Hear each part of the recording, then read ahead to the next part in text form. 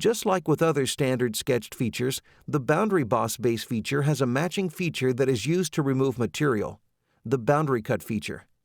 I want to create a cut through these curves, so I'll start the Boundary Cut feature from either the Features toolbar or by going to Insert, Cut, and Boundary.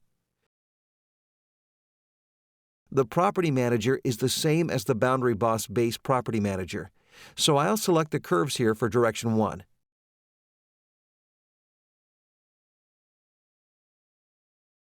I can also adjust the curvature and end conditions to make sure I get the cut that I want.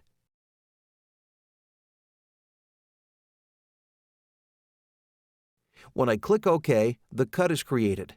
Just like with the Boundary Boss base feature, the Boundary Cut feature will generally give you pretty similar results to the Swept Cut and Lofted Cut features, and it's up to you to determine which feature is the most appropriate for the design you're trying to create.